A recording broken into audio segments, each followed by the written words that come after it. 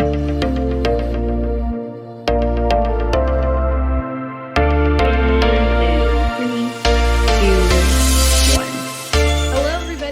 you for joining us today. We are going to be kicking off another City Chats episode. City Chats is all about smart cities and elevating the conversation with community leaders, startups, and entrepreneurs.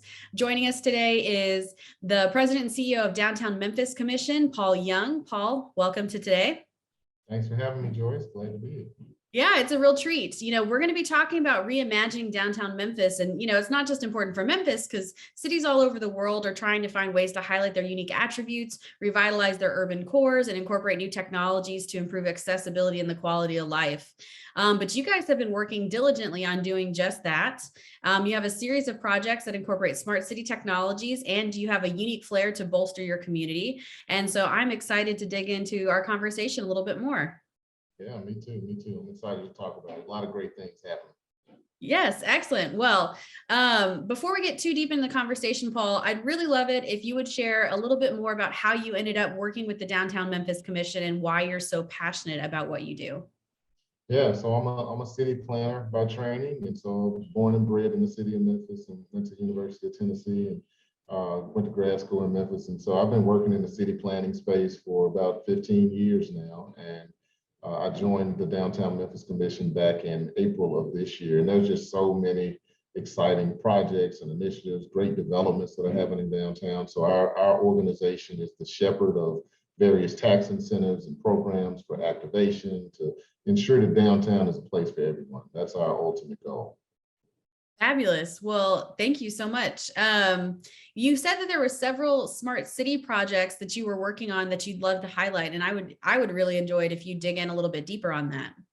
Yeah, so we are, I don't think we're as far down the line as we would like to be, but we have great ambition. And so one of the big things that we're doing right now, we're working with our police department. So MPD has a number of cameras that are located throughout downtown. And those cameras are a little bit older. They don't have the type of functionality that they would like to have. And so as they have begun to explore new technologies, what we've begun talking to them about is how those cameras can support some of the work that we do. For instance, on the cameras that they use, they don't necessarily have the artificial intelligence built into it. And so for us, we're saying, hey, the camera can help you identify errant activities. So if you see somebody breaking out a window of a car, the artificial intelligence can tell them that's a bad activity and alert MPD immediately. But the other thing that the artificial intelligence can do is it can say, hey, there's a parking space on this street that someone that's traveling downtown can park in, and it can communicate that information to an app that allows individuals that are coming downtown for Memphis Grizzlies games or various activities to be able to park in those parking spaces. So we want to use the cameras and load it with artificial intelligence that allows us to solve problems like parking. We can count the number of people that traverse various areas. We can count the number of cars, so we can identify where traffic hangups are. So as police are trying to get people in and out and maneuver around downtown, they would have that information in real time so they can go to the source of the traffic buildups and move traffic more efficiently downtown. So those are just a few of the applications that we believe we would gain just by the cameras. And you layer onto that the public Wi-Fi and the opportunities to do that, and having that public Wi-Fi communicate with some of the solar trash cans where you have compactors in them can help us with cleanliness, and it'll allow us to be more efficient with trash pickups.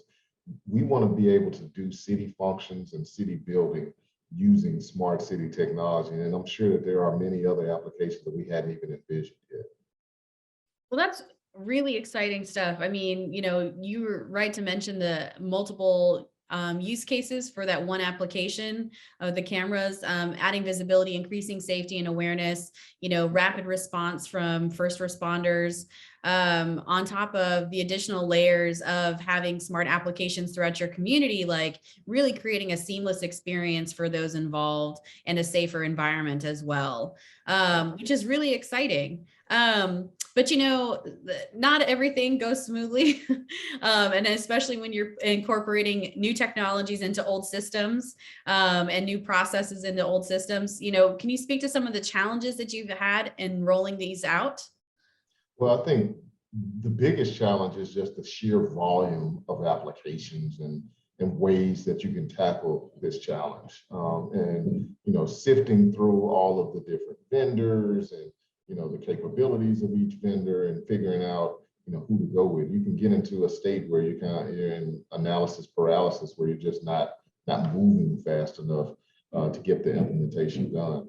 The other thing that I think is really important is community understanding of this application. We hadn't necessarily encountered this yet, but this is something that I anticipate, and we want to begin the dialogues with the community early, because there's a lot of fear around technology like this and intrusion into people's lives, and why does DMC need this level of information? Why does MPD need this level of information? And so I think that it has to be a constant dialogue with community members and clarity as to how data will be used and who has access to cameras.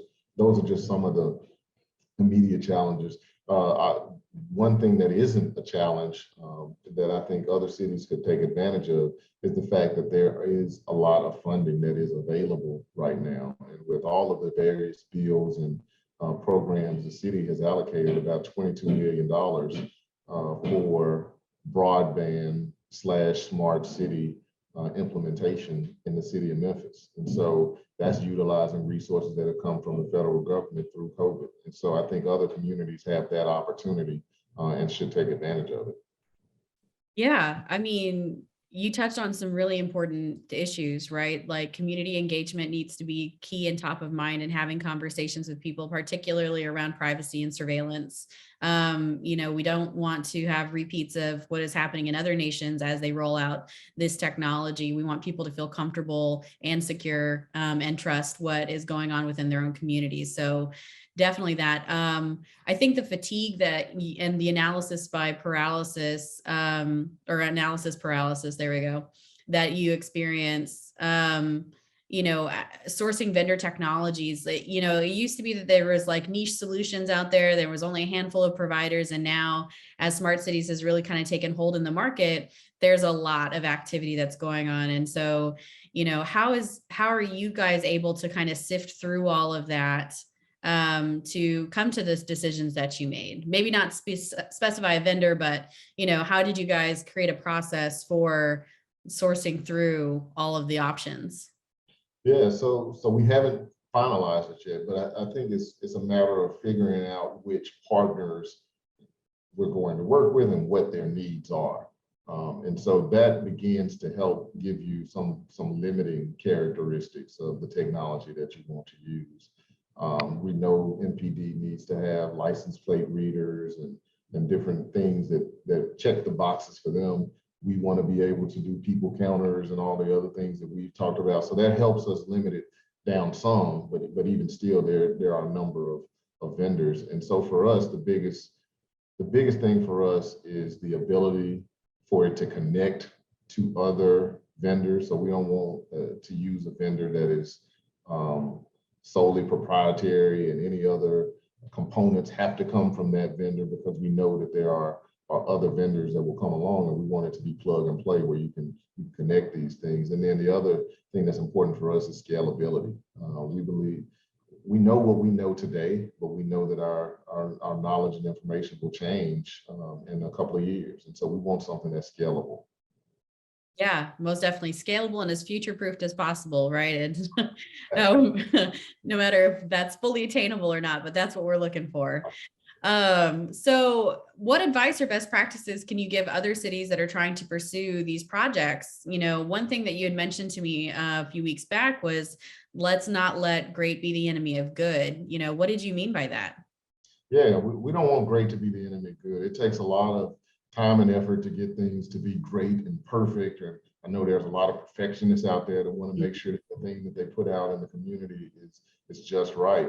But we are all ambitioning towards doing something good for our neighborhoods and for our communities. And so if we can get these technologies up in a testing phase where we can at least try it out, just understanding that whenever you do something like this, there's going to be unforeseen challenges. There's going to be unforeseen issues. So don't worry about making it perfect.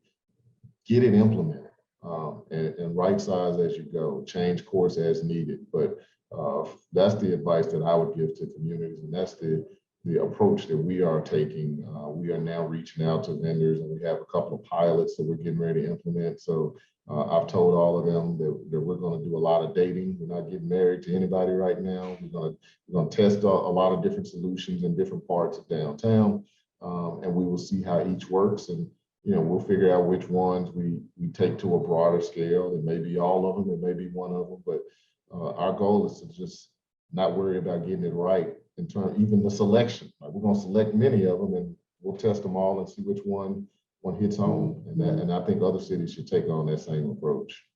Yeah, there was a dating advice my mother gave me. You have to kiss a lot of frogs before you find a prince. And I imagine it's same with your sourcing out technology solutions. Yeah. Well, but you and I talked about a lot of different things that's going on in Memphis, because it's not just smart city projects that you have going on. In fact, you mentioned that the Ford EV manufacturing plant was going to be opening up near downtown Memphis. What is that going to do for your community?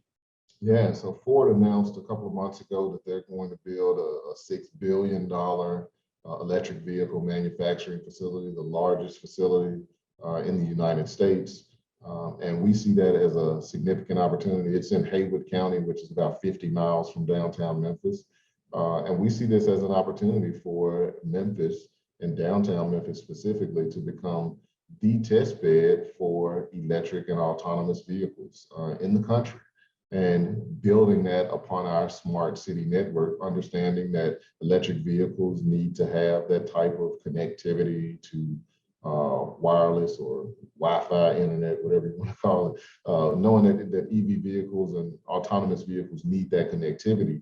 We believe building that network alongside what Ford is getting ready to do in our community is a great thing for Memphis and Memphians. We believe that workforce development, training our young people on different trades and technologies related to the EV manufacturing side, and also on this smart city technology side is really, really important. Our chamber did some research a couple of months ago, and one of the things they found that was very interesting was that Memphis has the highest number of Black IT professionals per capita in the country. And that was really, really interesting. And so we need to lean into that. We're a city that's 65% African American. And, if we can lean into having IT, smart infrastructure, and all of this being a part of our DNA, and we think that it's going to be a catalyst for recruiting more people to the city. I love that. We talk about diversity and technology talent, and, you have a city full of diverse talent, which is, amazing. And congratulations for being able to find ways to elevate that and to attract more talent to you. And I think that you guys have a really solid strategy of approach. So it's been really interesting, like learning from you over the last few weeks, but also looking ahead, what's going to be developing in downtown Memphis, or Memphis in general, is really going to put you guys on the map in terms of how to do this the right way, which is exciting. Yeah, very exciting. And that's what we want to do. We want to do what's right for Memphis, and we want to lean into our strengths and our opportunities. And we see this as being a significant opportunity for us.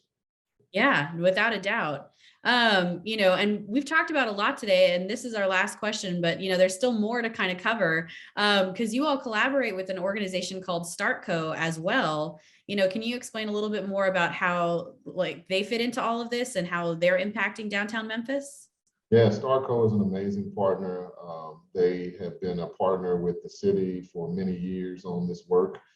They've been pushing us to be more thoughtful in our approach and to help residents understand the power of the technology. In fact, in my prior role, I used to serve as the Director of Housing and Community Development for the city. StartCo actually partnered with us along with the University of Memphis and Knowledge Quest and the Women's Foundation. We partnered together to provide internet service to 500 residents in an area called South City, which is just to the southwest of downtown.